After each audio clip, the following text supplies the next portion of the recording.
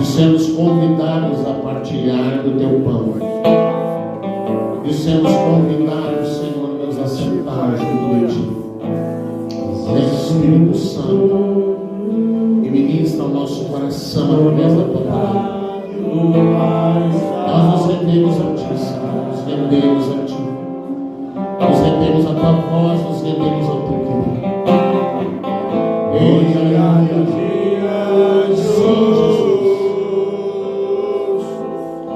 Onde Deus venha, vamos, querido. Aleluia. E a minha vida Ele governa. Você pode declarar a minha vida, você pode governar. E esse revela a mim com seus olhos em chama. Sim, Senhor. Eu perguntei sobre os seus olhos, sorrindo me disse: o fogo nunca dá, o fogo nunca para, nunca parará, não, não, não. Sim, Senhor. Deus nunca morre, Deus nunca é vencido, nunca é vencido.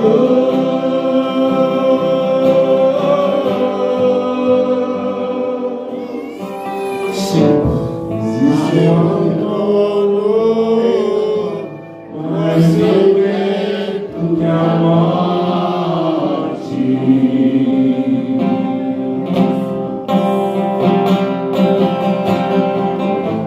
Existe um amor mais ciumento que a morte.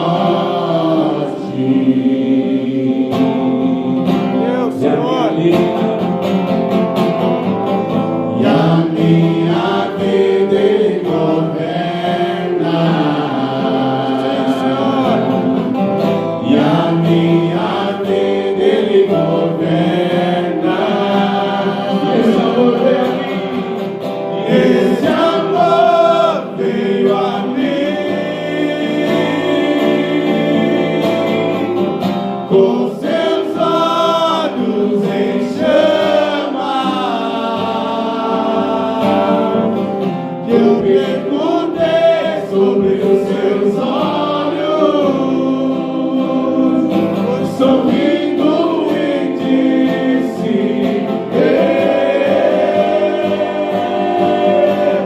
o fogo nunca dá, o fogo nunca apaga, nunca apagará, não, não, não. Oh, aleluia. Nós iremos nunca morre, dizemos nunca é vencido. Queremos agora nos alimentar da vencido. Ministra o nosso coração. Toma-nos por dentro, Senhor. Toma-nos por dentro, ó Pai. Em nome de Jesus. Aleluia. Aleluia. Amém, queridos. Você já cumprimentou quem está aí pertinho de você? Glória a Deus. Aleluia. Sente aí no seu lugar. Boa noite para quem está.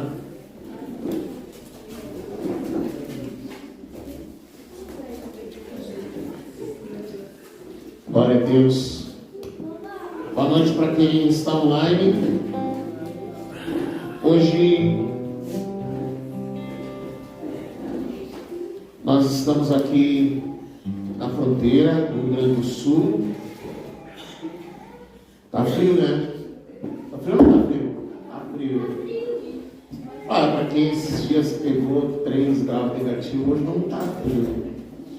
E a gente está aqui reunidos para adorar o Senhor, para bendizer o seu nome, para celebrar a ceia. Se você está em casa e quiser celebrar a ceia, corre aí, organiza as coisas. Então, você participar com a gente. Amém? Amém. Temos visitante hoje? Temos visitante? Não? Não, né? Vamos lá então. Vamos lá. Vamos devagar. Deuteronômio 30, 19 e 20. Deuteronômio 30, 19 e 20. Nós vamos falar hoje do tal do livre-arbítrio. Você tem livre-arbítrio? Você não tem? O que você acha? Você tem ou não tem livre-arbítrio? Quem acha que sim, levanta a mão. Quem acha que não, levanta a mão. Bom, então eu vou dizer que quem levantou a mão dizendo que sim, estava certo. E quem levantou a mão dizendo que não, também estava certo. A pastora aqui, né, depende. Nós vamos dizer essas entrelinhas aí que há naquilo que você entende por livre-arbítrio. E até que ponto nós podemos exercer essa nossa liberdade. Essa liberdade de escolha. Vamos lá então? Vamos lá. Hoje tomo os céus e a terra como testemunhas contra vocês, de que apresentei diante de vocês a vida e a morte, a bênção e a maldição. Agora escolham a vida, para que vocês e seus descendentes vivam, e para que vocês amem ao Senhor, o seu Deus, ouçam a sua voz e se apeguem firmemente a Ele, pois o Senhor é a sua vida, e Ele dará a vocês muitos anos na terra que jurou dar aos seus antepassados, Abraão, Isaque e Jacó. Amém? Então a pergunta que foi feita, você tem livre-arbítrio? Sim. Deus sempre, desde o primeiro homem, o Senhor sempre deu a opção de escolha. Sempre deu ao homem a liberdade de escolha. Por que Deus sempre nos deu liberdade de escolha? Porque Deus não quer nos tratar por medo, por imposição, por obrigação. Então, se Deus tiver que nos tratar por medo, por imposição, por obrigação, então nós não podemos trilhar o seu caminho, porque o caminho de Deus é um caminho de amor, é um caminho de liberdade, é um caminho onde Ele quer que nós o sirvamos, mas não por medo. Não para se eu não fizer, se eu não obedecer, se eu não seguir, Deus vai me castigar. Às vezes até as pessoas oram ao Senhor, aquela pessoa que fez alguma coisa, quebra a perna dela e faz não sei o quê. E não é por aí, daí já virou feitiçaria, né? O que Deus quer de nós não é que sejamos medrosos, que sejamos assustados, apavorados. Ele põe diante de nós, desde o primeiro homem, a opção de escolha. Mas nós precisamos entender que, escolhendo nós trilhar o caminho que Deus quer, ou escolhendo nós trilhar o nosso próprio caminho, essa decisão terá consequências. Isso a gente precisa entender. Se nós escolhermos por um lado, haverão consequências. Se nós escolhermos por um outro lado, também haverão consequências. E por isso que Deus diz aqui, eu coloco diante de vocês a bênção e a maldição, a vida e a morte. E aí quando Ele apresenta isso, dizendo, você pode trilhar o caminho que você quiser, você pode ir por onde você quiser, mas eu prefiro, eu quero, eu desejo que você escolha o quê? A bênção. Eu prefiro que você escolha a vida. E aí Ele vai dizendo, porque se você me ouvir, se você me obedecer, se você trilhar os meus caminhos, se você fizer desse jeito, você colherá resultados, você terá resultados. Quando Deus diz, você pode fazer isso e você pode fazer aquilo, mas eu gostaria que você fizesse isso, Ele está dizendo, a minha vontade é essa. A minha vontade é essa. O meu querer é que você escolha a vida. O meu querer é que você escolha a bênção. O meu querer é que você escolha andar comigo. Mas é você quem escolhe. É você quem vai definir os seus caminhos. É você quem vai decidir os seus destinos. Porque o que é o tal do livre-arbítrio? É uma liberdade, é uma capacidade dada por Deus aos seres humanos para eles escolherem as suas ações, os seus caminhos, incluindo a escolha do bem e do mal, incluindo que ele possa decidir se ele quer o bem ou se ele quer o mal. Desde o primeiro homem, quando Deus colocou Adão lá no jardim do Éden, o que ele disse para o homem? Olha, você pode o quê? Olha, aqui estão cheios de frutas, você pode comer qualquer uma delas. Deus está colocando opções de escolha. Você pode comer qualquer uma delas, mas essa aqui você não come.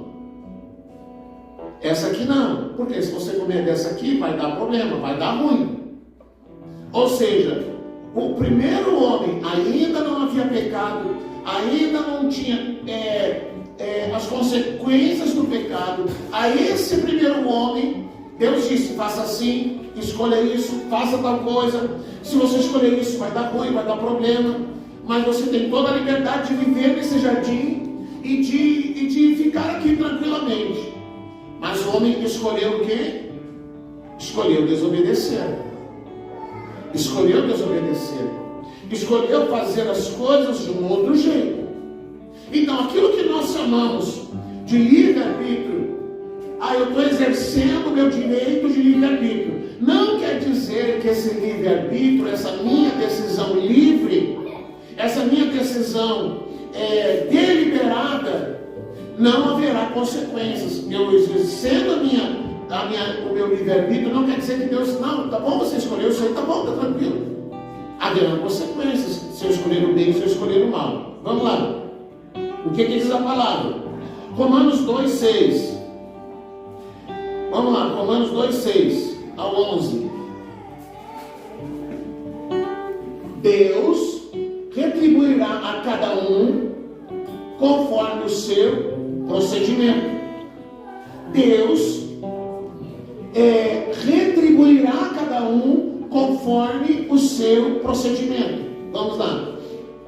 Ele dará vida eterna aos que, persistindo em fazer o bem, buscam glória, honra e imortalidade. Mas para os que buscam os seus próprios interesses, para os que rejeitam a verdade e seguem a injustiça, haverá ira e indignação. Haverá sofrimento e angústia para todo ser humano que pratica o mal. Primeiro para o judeu e depois para o grego. Mas glória, honra e paz para todo aquele que pratica o bem. Primeiro para o judeu e depois para o grego. Pois Deus não mostra favoritismo. Deus não mostra favoritismo. Deus vai retribuir a cada um conforme a sua própria escolha. É como diz a palavra, que aquilo que o homem semear, ele colherá. Se nós estamos semeando uma semente ruim na vida prática do dia a dia, quando colhermos a ruindade que estamos semeando, nós não podemos lamentar, nós não podemos questionar a Deus dizendo: Senhor, por que eu estou colhendo isso? E Ele vai dizer: porque foi o que você semeou. Se você semeou algo ruim, é o ruim que você vai colher. E se você semeou algo ruim e está colhendo algo ruim agora, que é uma consequência do que você semeou, e você agora não quer mais colher algo ruim, o que tem que fazer? Muda a semente. O teu irmão diga para ele: está na hora de mudar a semente. Você começa a mudar a semente. Você começa agora a mudar a prática. Começa agora a mudar as suas ações. para que você possa colher agora uma nova semente, para que você possa colher agora aquilo que você gostaria de colher, mas que não semeou. Então a palavra diz: olha, Deus vai retribuir a cada um. Qual é a maior justiça que Deus fará com aquele que sempre o rejeitou, que nunca o aceitou, que nunca quis se render a Ele, que nunca quis amá-lo, servi-lo, buscá-lo, que sempre rejeitou a salvação? Qual é a maior justiça que Deus fará? Quem arrisca? Qual é a maior justiça que Deus fará? Vamos inverter a pergunta. Qual é a maior justiça que Deus fará com aquele que o amou, que o serviu, que o seguiu, que abraçou a salvação e que decidiu trilhar um caminho para Ele? Qual é a maior justiça que Deus fará quando essa pessoa se apresentar diante dele, obrigado, e ele tiver que retribuir alguma coisa? Qual é a maior justiça que Ele fará? Vem, entra, receba a vida eterna. Você semeou isso, vem, filho meu, entra no gozo do teu Senhor. Aqui estão te esperando para te entregar aquilo que você semeou. Agora então vamos fazer de novo a pergunta: qual é a maior justiça que Deus fará para aquele que sempre rejeitou a salvação, que sempre rejeitou a Deus, que nunca quis amá-lo, servi-lo, odiá-lo, enfim, que sempre recusou a salvação? Qual é a maior justiça que Deus fará? Vai passar a eternidade longe dele. Ah, mas Deus vai fazer isso, mas é a maior justiça, porque a pessoa nunca quis a Deus. A pessoa sempre rejeitou ao Senhor. A pessoa sempre zombou da palavra de Deus. Eu não sei se essa semana, algum dia desses, eu tenho lá, se eu não postei, eu vou postar. Como que você quer tanto ir para o céu se lá habita aquele que é o autor da Bíblia que você sempre rejeita? Não fecha, entendeu? Não fecha. Então por que Deus vai fazer isso ou aquilo? Por que alguns ouvirão dele, entra no gozo do Senhor, e outros dele vai dizer: não sei quem você é, não há lugar para você, que entra aqui para a minha esquerda. Não, você não vai entrar à minha direita. Porque é a justiça dele que ele fará. O que mais que tem a palavra de Deus? Vamos lá, Romanos 6,16. Então, vamos lá, a gente disse, nós temos liberdade. Amém? Você tem liberdade, não tem? Eu até confirmei aqui que você tem liberdade. Amém? Você ficou feliz, não ficou? Ai, que bom, hoje o pastor está calmo. Agora, e se eu disser para você que você nunca foi livre? E se eu disser para você que você nunca foi livre, o que você vai me responder? Não, mas eu fui livre sim, pastor. Agora eu virei crente, não sei se eu sou livre. Mas antes eu sempre fui livre. Eu sempre escolhi o que eu queria. Você foi livre? Agora a pergunta é: você foi livre antes de conhecer Jesus? Não. Ninguém? Agora você ficou com medo, né? Agora vocês estão com medo de responder. Então vamos ver. Romanos 6, 16 a 19. Vocês sabem que quando se oferecem a alguém como escravos obedientes, são escravos daquele a quem obedece, quer escravos do pecado, que leva à morte, quer escravos da obediência, que leva à justiça. Mas graças a Deus, porque embora tenham sido escravos do pecado, vocês passaram a obedecer de coração a forma de ensino que lhes foi transmitida. De fato, vocês foram libertos do pecado e tornaram-se agora escravos da justiça. A gente vai até o 20, até o 19. Falo isso em termos humanos por causa das limitações humanas de vocês. Como ofereceram os membros do seu corpo em escravidão à impureza, que leva mais e mais iniquidade, Assim ofereçam-se agora em escravidão à justiça que leva à santidade. Você era livre então, antes? Não. Pastor, eu fazia o que eu queria. Você sabe o que é interessante? Eu nunca vi alguém invocar o livre-arbítrio.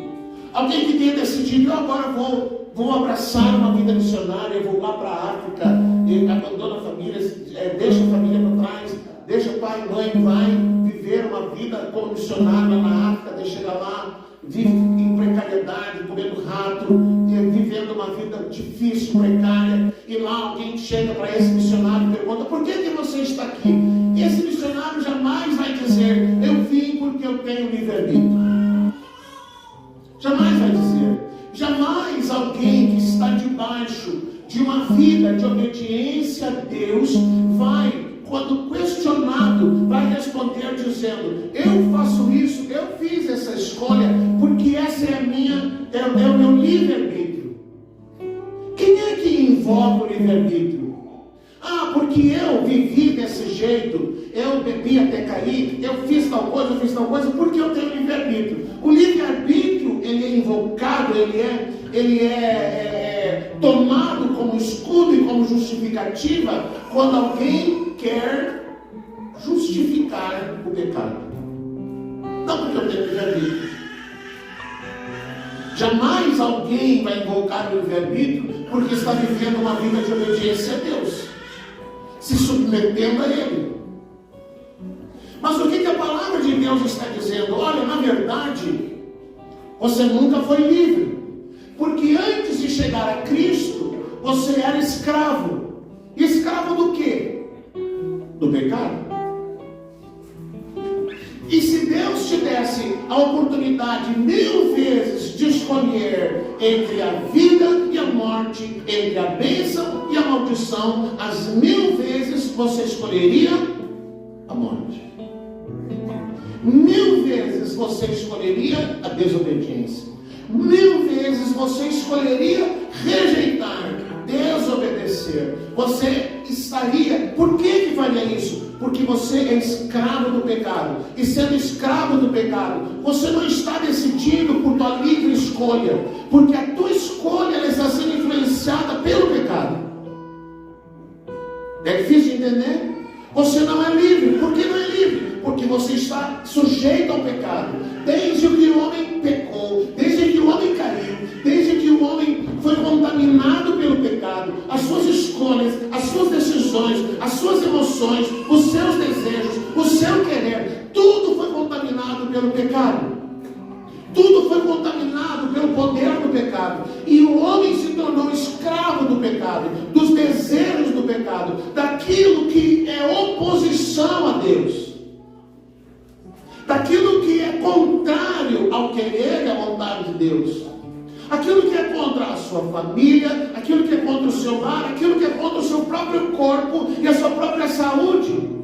E ele sempre vai escolher, e alguém vai dizer, não tem problema, você é livre, você tem liberdade, e você vai destruindo a sua vida, você vai arruinando a sua vida, você vai arruinando a sua saúde, você vai arruinando o seu casamento, você vai arruinando os seus relacionamentos, porque está fazendo escolhas motivados não por uma liberdade de escolha, mas por aquilo que o pecado te leva a escolher.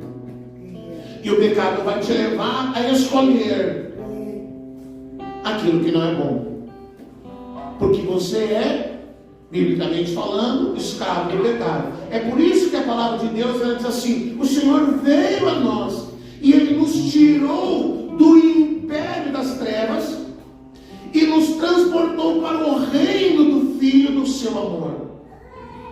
Porque a verdade é que nós temos duas opções para a nossa vida, apenas duas. Eu estou caindo, diga, só duas escolhas, só duas opções. Ou você é escravo de Cristo, ou você é escravo do pecado.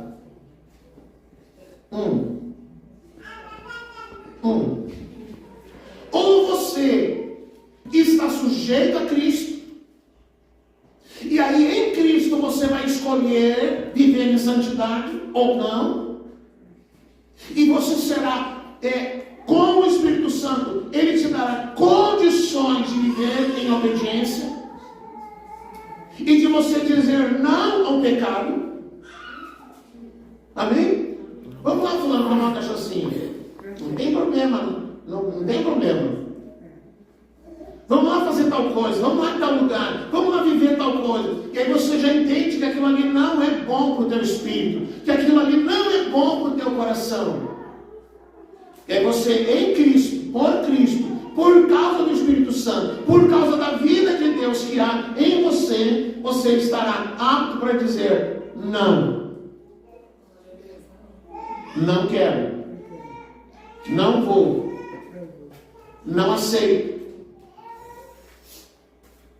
Você estará apto, às vezes, a pôr em jogo uma amizade, que até que ponto a gente precisa pesar o que é amizade, ou não, e poder dizer francamente, olha, não, eu não quero.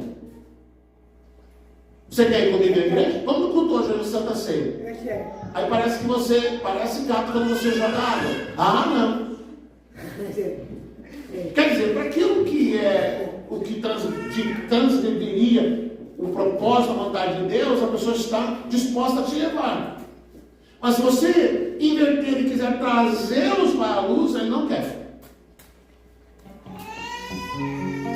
Você foi livre alguma vez? Não, pastor, eu não fui. Se você parar e pensar e for claro consigo mesmo, você vai chegar à conclusão, não, eu nunca fui livre. Porque todas as vezes que eu tive o direito de escolher, eu escolhi pecar.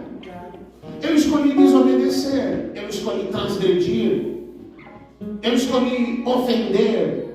Eu escolhi quebrar o relacionamento. Eu escolhi aquilo que hoje eu vejo que eu não deveria ter escolhido. Então o que a palavra está dizendo? Olha, se antes você oferecia o teu corpo, se antes você oferecia a tua vida para aquilo que era uma prisão do pecado, hoje você pode oferecer a tua vida e o teu corpo para glorificar o Senhor.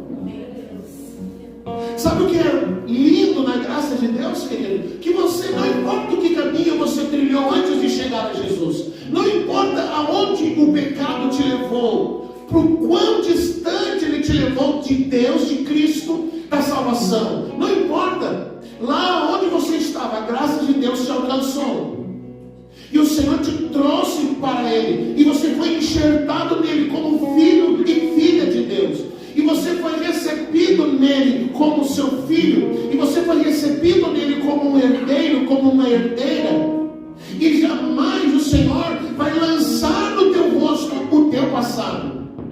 As pessoas, a sociedade poderão olhar para você e dizer, ah, mas aquele lá fez isso, mas aquela lá fez aquilo, mas em Cristo, irmão, não tem esse negócio. O Senhor jamais vai lançar no teu rosto, ah, mas você fez tal coisa, porque a palavra diz que quando nós chegamos a Cristo, nós somos o quê? Uma nova criatura. Eis que tudo se fez novo. Então ele está dizendo, se antes você ofereceu o seu corpo como um sacrifício, como uma oferta para o pecado, servindo aos propósitos do pecado, agora em Cristo você pode igualmente oferecer o teu corpo para glorificar o Senhor, para que os membros do teu corpo sirvam para glorificar o Senhor, para exaltar ao Senhor, para que as pessoas olhem para a tua vida e vejam a grande salvação que o Senhor realizou na sua vida. O importante é você entender que agora, nessa nova vida, exercendo a liberdade de escolha, de amar ao Senhor, de servir ao Senhor, de obedecer ao Senhor, não por medo, não porque há uma obrigação. Deus me salvou e agora eu tenho obrigação de fazer alguma coisa. Não, você não é obrigado a nada. Tudo que nós fazemos para o Senhor e pelo Senhor, nós fazemos por amor. Por amor. A Bíblia conta da mulher que quebrou aquele vaso de perfume. E as pessoas começaram a dizer: mas esse dinheiro podia ser usado para outra coisa, esse perfume podia ser vendido. E aí as pessoas começaram a dizer: se ele soubesse quem é essa pecadora que está nos seus pés, ele não deixaria que ela se aproximasse. E Jesus respondeu algo como: aquele a quem muito foi perdoado, muito ama. Isso é uma grande verdade.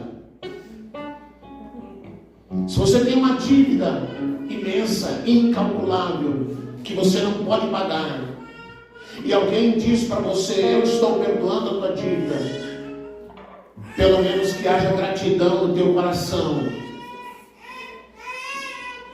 em dizer: poxa vida, como que eu vou virar as costas para alguém que me perdoou uma dívida impagável? Como que eu vou virar as costas para alguém que me deu uma salvação que eu jamais alcançaria? Vamos ver o que mais diz a palavra. João 16:8.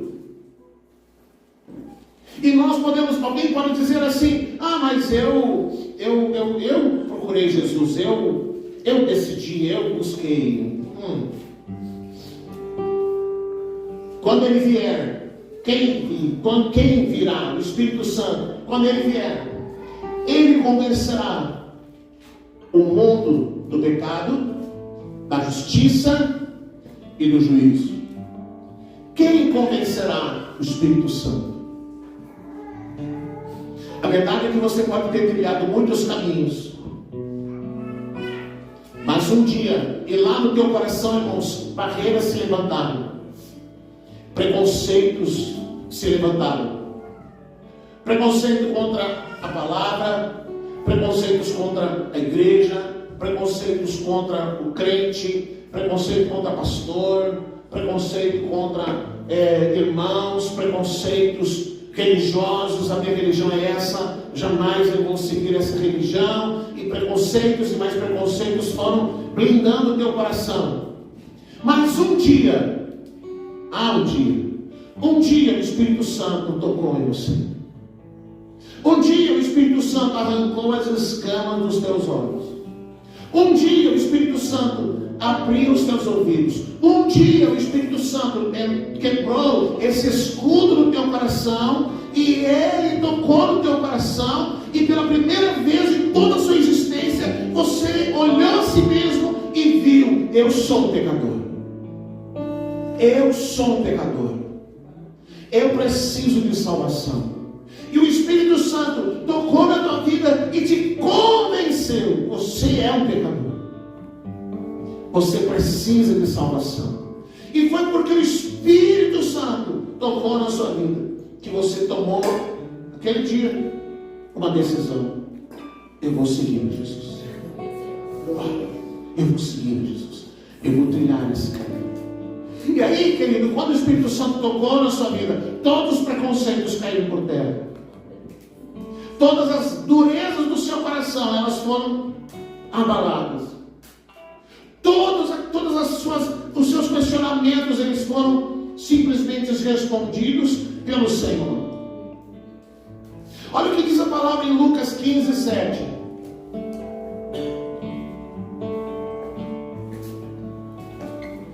Eu vos afirmo, eu lhes digo que da mesma forma haverá mais alegria no céu por um pecador que se arrepende do que por 99 justos que não precisam se arrepender. Haverá, algumas versões da Bíblia dizem: haverá festa no céu. Haverá uma festa no céu, haverá uma celebração no céu quando um pecador se arrepende. Mas por que haverá uma festa? A festa é por causa do quê? Por que haverá festa?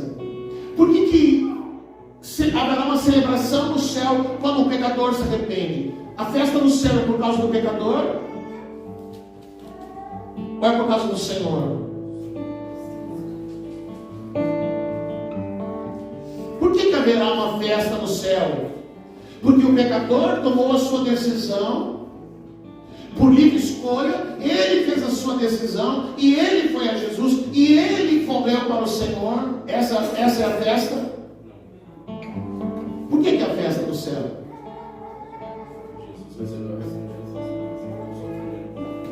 Porque quem realizou a salvação foi o Senhor. Foi o Senhor. Às vezes a pessoa anda por tantos caminhos e Deus fala com ela. Deus fala. Deus fala através de sonhos. Deus chama. Eu conheço pessoas que dizem assim, ó, Deus já me falou que eu tenho que estar lá, que lá é o meu lugar. Eu já vi pessoas que disseram assim, eu não conheci o Senhor, mas eu sonhei com o Senhor. Deus fala de várias maneiras. E aí a palavra, ela nos mostra que a gente vai dizendo não, não e não. Mas aí, sabe o que diz a palavra? Em Hebreus 2:3. O que diz a palavra em Hebreus 2:3? Como escaparemos nós se negligenciarmos tão grande salvação? Tão grande salvação. Quem realizou tão grande salvação? O Senhor. Porque a palavra diz assim: nós estávamos mortos em nossos próprios delitos, nós estávamos presos em nossos próprios pecados, nós estávamos condenados à ira divina, nós estávamos na fila da morte, no corredor da morte. Você nunca viu sobre o corredor da morte? Em países onde as pessoas são condenadas à morte, elas vão para um lugar onde elas são sentenciadas à morte. Elas vão para um lugar chamado corredor da morte, e lá elas ficam esperando o seu dia, a hora em que a morte os alcançará. Eles sabem que mais dia, menos dia, a morte os alcançará, mas ainda há uma esperança. Quem sabe no dia da sua sentença, quem sabe no instante em que a sentença for executada, haverá uma ligação do governador dizendo que aquela pessoa recebeu o perdão, recebeu o indulto, e ela então não vai morrer e será posta em liberdade. A verdade é que você estava na fila da morte, na fila da condenação, e o Senhor Jesus te alcançou com a salvação. E Ele te recebe e Ele te diz: tu és o meu filho, tu és a minha filha amada. Eu te amo e eu dou nações por ti. Eu te recebo. Eu te dou um novo nome, uma nova vida. Eu coloco na tua vida a vida de Deus. E aí você recebe o Espírito Santo, que é o que te capacita agora em diante a viver uma vida de obediência. Porque a vida de obediência a Deus, ela não é um mérito humano. Eu consigo, eu faço, eu posso. Não, é o Espírito Santo. Jesus disse: eu vou para o meu Pai, eu vou enviar o Espírito Santo. E quando Ele vier, Ele vai ensinar vocês. Quando Ele vier, Ele vai conduzir vocês. Quando Ele vier, Ele vai fazer-nos lembrar daquilo que vocês foram ensinados, daquilo que vocês aprenderam. Não se trata de quão forte eu seja, mas de quão dependente eu sou do Senhor. O quão dependente eu sou do Senhor. Então agora eu não sou mais escravo do pecado. Não é o pecado mais que domina a minha vida e que governa a minha vida. Agora eu sirvo ao Senhor. O livro de Filemão, no Novo Testamento, a carta de Filemão, ele relata a vida de um escravo. Um escravo que serviu na casa de um senhor, e durante o tempo em que ele ficou lá, ele roubou bens, ele roubou coisas daquele senhor e ele fugiu. Esse escravo se chamava Filemão. E lá ele andou por muitos lugares e acabou preso foi preso, lá na prisão ele encontrou a Cristo. E lá na prisão ele encontrou a Cristo e alguém foi e comprou ele. Alguém pagou o preço por ele. Num país onde havia escravos. E agora esse escravo, ele é acolhido, ele é discipulado, ele conhece a Cristo, ele ama Cristo. E aí o Senhor, o homem que comprou aquele escravo, envia de volta. Se não me engano é Onésimo. E ele diz: eu estou te mandando de volta esse escravo. Eu comprei ele. E eu estou te mandando ele de volta e eu quero que você o receba como um irmão em Cristo. Ele está mandando de volta para alguém que foi roubado. Ele está mandando de volta para alguém que sofreu prejuízo por Filemão. E ele diz: eu estou te mandando de volta e eu quero que você o receba como um irmão em Cristo. E se alguma coisa ele te deve, eu pago. E Filemão foi recebido de volta naquela casa, levando aquela carta, e foi recebido como um filho, como um irmão em Cristo. Ele foi acolhido de novo como irmão em Cristo. E ele, vivendo naquela casa, ele agora não era um escravo, ele era livre. E ele era livre para estar com aquele Senhor, para servir aquele Senhor por amor, não por medo, mas por amor, porque ele sabia que se ele saísse daquela casa, se ele saísse daquela propriedade, exercendo a liberdade que ele havia recebido, e ele fosse para algum lugar, ele novamente seria preso, novamente seria levado como escravo, ele novamente retornaria à escravidão. Sabe o que nós aprendemos, querido? Que nós somos o Filemão. Nós somos aquele escravo que precisava de libertação. E que Jesus veio e comprou, pagou um preço por nós. E Ele nos manda de volta. E Ele diz: eu quero que vocês acolham, que vocês recebam esse meu filho, que ele seja acolhido como um filho, não como um escravo. E se ele deve alguma coisa, eu pago. Nós somos Filemão. A liberdade que temos, o livre-arbítrio que invocamos, é para dizer sim ao Senhor. O livre-arbítrio que temos é para nos render a Ele. Sim, nós acabamos de cantar hoje: eu sou livre. Podia ter combinado com o Maurício: olha, eu vou pregar tal coisa, cantei alguma coisa sobre ser livre. Eu sou livre para quê? Em Cristo, onde há o Espírito de Deus, ali há liberdade, diz a palavra. Eu sou livre para quê? Eu sou livre para amar o Senhor. Eu sou livre para adorar o Senhor. Eu sou livre para me render diante dele. Eu sou livre para dizer não ao pecado. Eu sou livre para trilhar o seu caminho. Eu sou livre para todos os dias viver em obediência. Eu sou livre para seguir a esse Senhor, porque eu sei que se um dia eu voltar para o império das trevas, novamente eu serei escravo do pecado. E lá eu não serei livre. Mas em Cristo eu sou livre. Em Cristo eu tenho liberdade. Em Cristo eu posso dizer, cantar: eu sou livre. Vamos ficar de pé e vamos orar ao Senhor. Hoje é dia de Santa Ceia.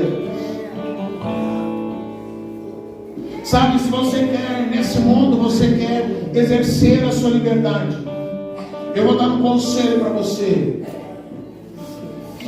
Seja rebelde. Se desvie. Se a moda, querido, Se a moda é ter vários parceiros e parceiras, escolha um e case. Se desvie dessa prática de vida que é moda.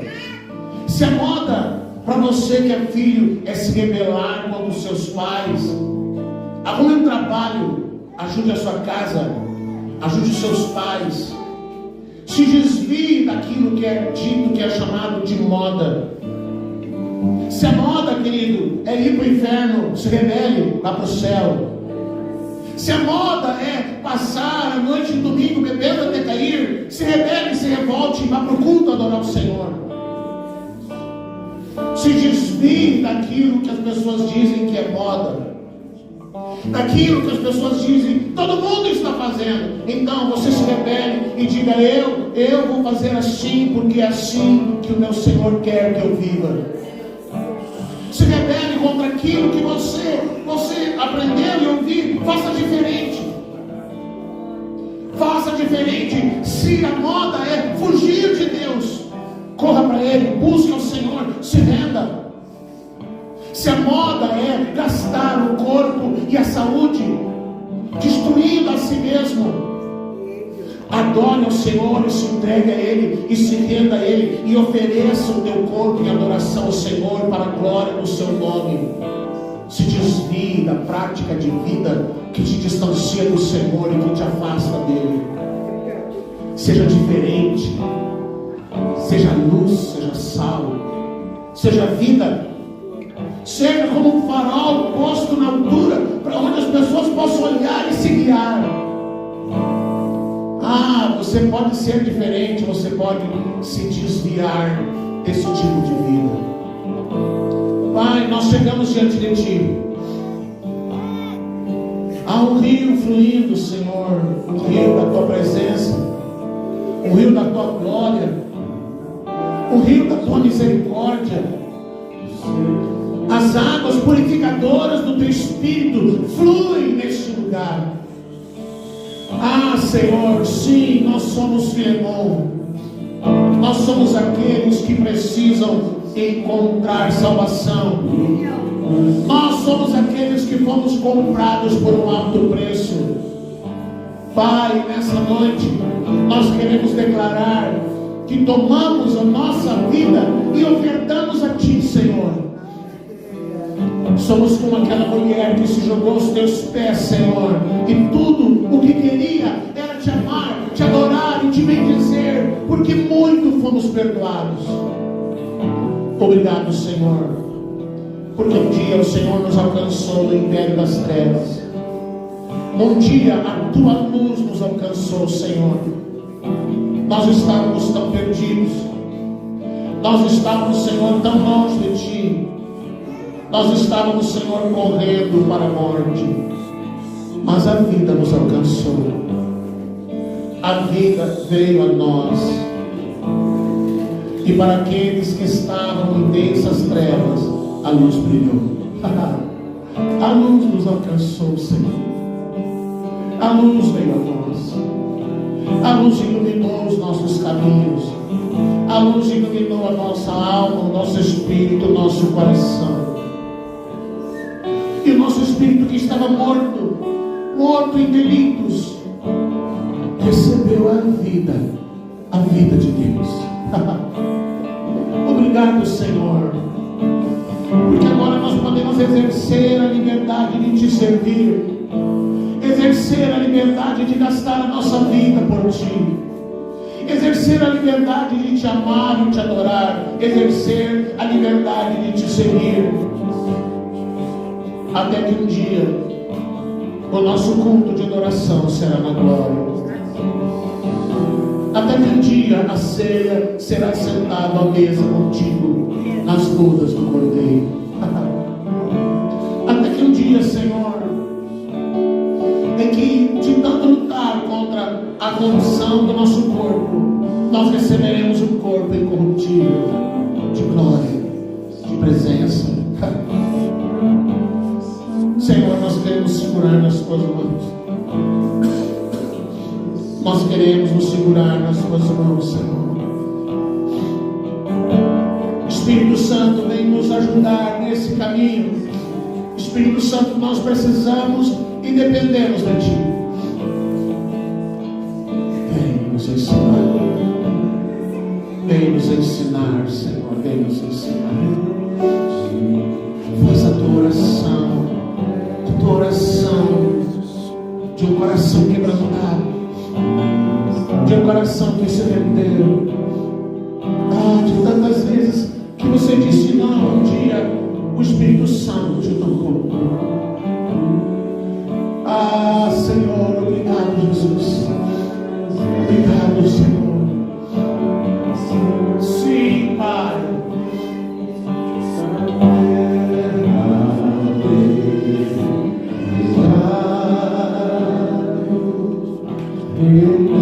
Rendemos tudo a Cristo.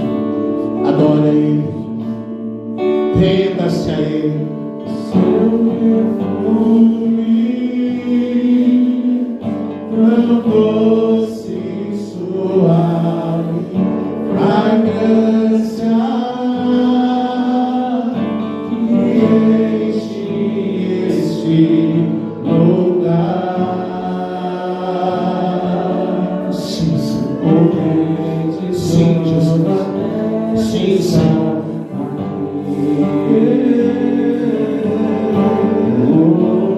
Sim, Senhor. Sim, Pai. Ei, glória a Deus. Sim. Sim, Pai. Que enche este lugar, o Rei de toda a terra está aqui. Obrigado, Jesus, por ter nos alcançado. Ei, glória! Ei, glória! Rei de toda a terra,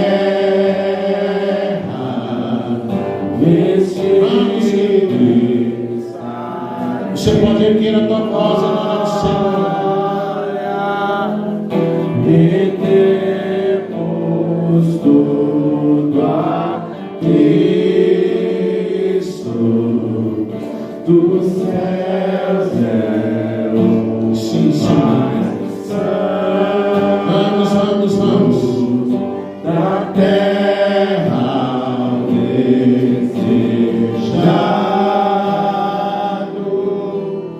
rendemos tudo a Cristo. Amém? Você pode sentar. Glória a Deus. Nós todos agora vamos celebrar a ceia do Senhor. Todos nós. A ceia, como eu acabei de dizer, é a ceia do Senhor. Não somos nós quem escolhemos ou decidimos quem pode ou não participar da ceia.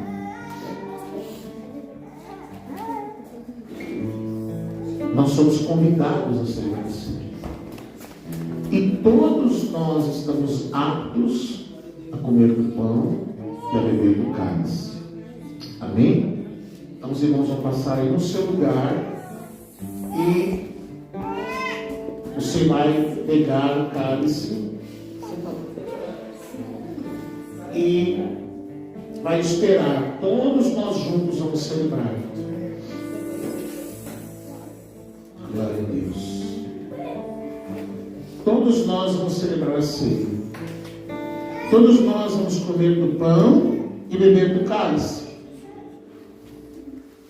Mas eu não congrego aqui, não tem problema. Mas eu sou de outra cidade, não importa. Porque a ceia não é do Ministério Viva. não é do pastor Fernando, ela é de Cristo, ela é do Senhor. E todos nós somos chamados a nos sentar à mesa com Ele. Por isso que a palavra ela diz assim: examine-se o homem a si mesmo. Não sou eu que vou dizer para você, você, sei lá, você tem que examinar a si mesmo. Porque a palavra ela nem diz assim, examine e não coma. Ela diz examine e então coma. Examine e depois coma. Se há pecado, confesse. Glória a Deus que há o perdão ao arrependimento. Todos nós vamos participar, pequenos e grandes. Todos receberam? Amém? Vamos ficar de pé. Você que está em casa, correu lá, pegou o pão, correu. Você que pegou aqui, veja que são 2 cálices. Um tem o suco e outro tem o pão. Se você quiser sair do seu lugar e tomar a ceia com alguém, você pode sair do seu lugar. A gente aqui não tem nenhum problema com isso. Você precisa sair do seu lugar para escolher alguém para tomar a ceia, você pode fazer isso. A pastora já veio aqui para tomar comigo. Se você quiser sair do seu lugar, fique à vontade.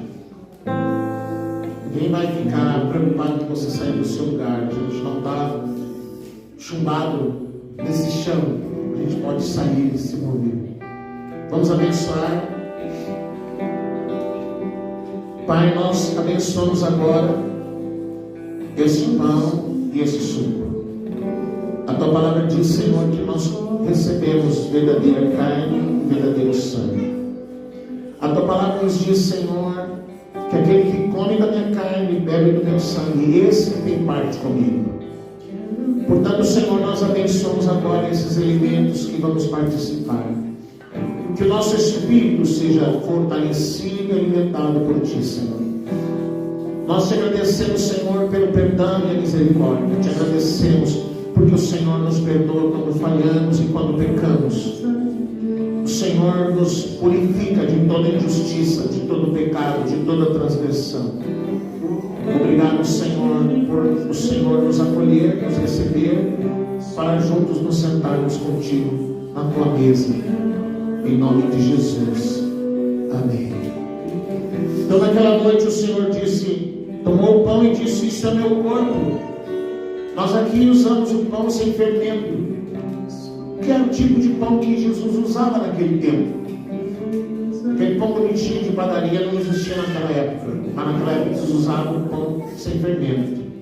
Já está abençoado, você pode oferecer o seu pão, se você está compartilhando com alguém, e pode comer.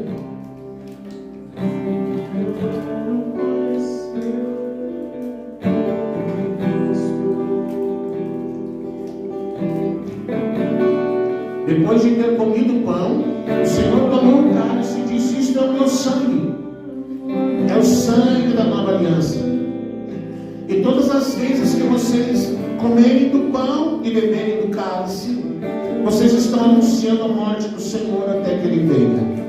Então você vai oferecer agora o suco, não é vinho, é suco de uva, e pode beber.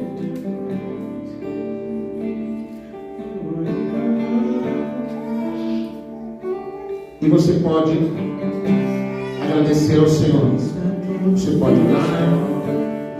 Você pode dar a mão para quem você está tomando a ceia. Você tem motivos para agradecer ao Senhor. Aleluia. Sim, Senhor, nós te adoramos. Revelada do Pai, é Cristo,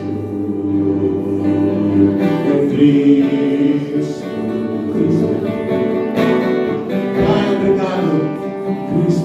Obrigado, Jesus. Obrigado pelo teu perdão e pela tua misericórdia. Obrigado porque ao invés de nos dar uma segunda chance, o Senhor nos deu Cristo. O Senhor nos deu salvação. O Senhor nos deu vida.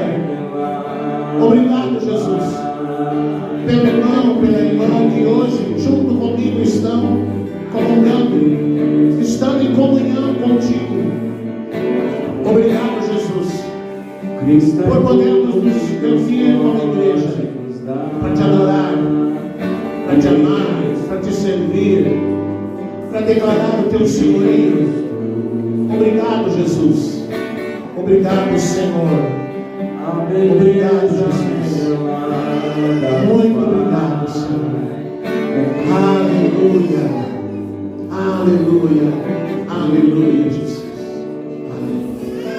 Amém? Dá um abraço aí, está pertinho de você. Você pode assentar, que a gente ainda vai para o final do nosso encontro nessa noite.